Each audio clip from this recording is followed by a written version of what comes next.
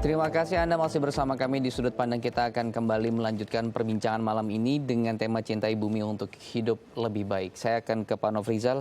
Tadi permasalahan sampah di laut, Pak. Sekarang ternyata di darat juga kita sebetulnya masih banyak permasalahan begitu. Dari mulai memilah, terus kemudian pola kita mengumpulkan sampah yang dikumpulkan di satu tempat, kemudian ditumpuk. Dan ini juga masih banyak pertanyaan begitu. Bagaimana kita menyicil untuk menyelesaikan ini semua, Pak? Ya, seperti saya sampaikan tadi Mas Imam, kita memang mendorong berbagai pendekatan sekaligus ya. Saya bilang simultan pendekatan kita lakukan ya.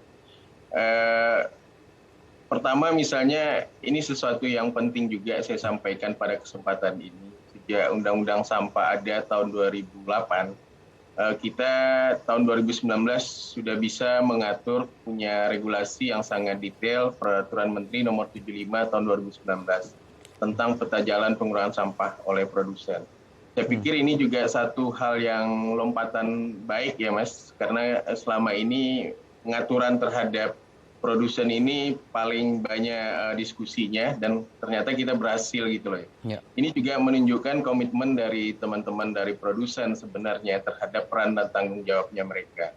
Ini bisa kita lihat tahun 2020 ini mungkin sudah hampir 20-an juga yang menyampaikan dokumen peta roadmap pengurangan sampahnya.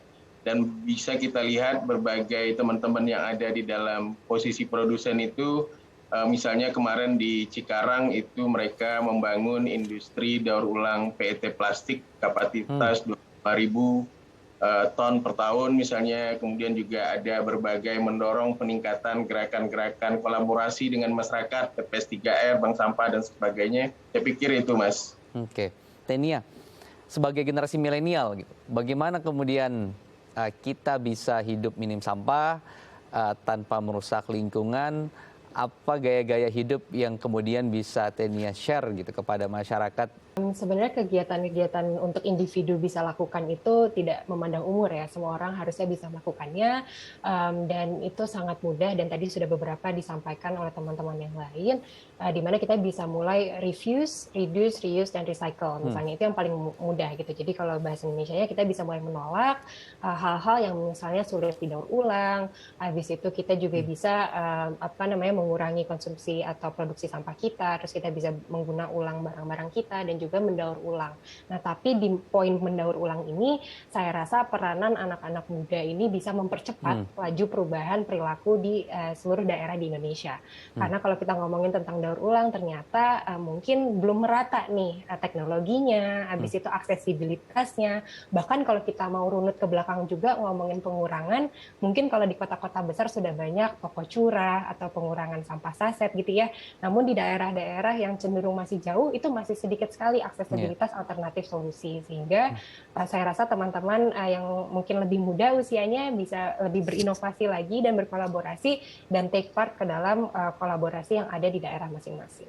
Apa kemudian dampaknya terhadap lingkungan yang harus sama-sama kita waspadai, Mas? Karena masalah sampah juga kita tahu ada gas metan yang kemudian juga berbahaya oleh lingkungan. Mungkin Mas Abdul Ghaffar bisa menjelaskan lebih spesifik. Ya, betul tadi. Sampah kalau kita lihat dalam inventarisasi gas rumah kaca yang dilakukan oleh KLHK merupakan salah satu kontributor utama yang menyumbang emisi. Emisi inilah yang berkontribusi kepada pemanasan global, nanti nyambungnya ke soal krisis iklim dan dampaknya tadi yang kita diskusikan di awal, soal meningkatnya kejadian bencana hidrometeorologis. Saya dan teman-teman di jejaring baik di nasional maupun internasional sedang dorong soal negara-negara berkomitmen memenuhi janjinya dalam Paris Agreement Submit National Determined Contribution. Itu meliputi banyak aspek.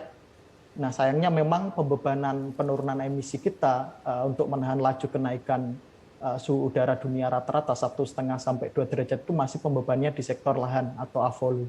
Di sesi akhir ini, momentum Hari Bumi, momentum pandemi, kita jadikan sebagai refleksi bahwa pandemi, munculnya berbagai virus yang berbahaya ini adalah salah satunya akibat kerusakan lingkungan, penyakit, zoonosis, dan lain sebagainya. Maka di Hari Bumi ini, ayo sebagai individu kita melakukan perubahan, individual change, behavior change, tapi sebagai kolektif kita dorong gerakan yang lebih masif, penanaman bersama skala masif, tapi juga dorong perubahan kebijakan pemerintah. Ayo kita naikkan target penurunan emisi kita baik di berbagai sektor ya, sektor energi, sektor sampah maupun sektor berbasis lahan.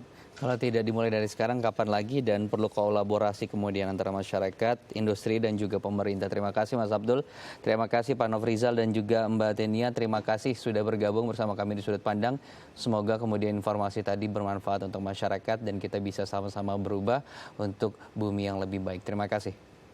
Iya pemirsa, usai sudah perjumpaan kita kali ini di Sudut Pandang, saya akan kembali lagi dengan tema yang berbeda di Sudut Pandang pekan depan. Saya Muhammad Syahri, mewakili seluruh kerabat kerja yang bertugas. Pamit undur diri, terima kasih, sampai jumpa.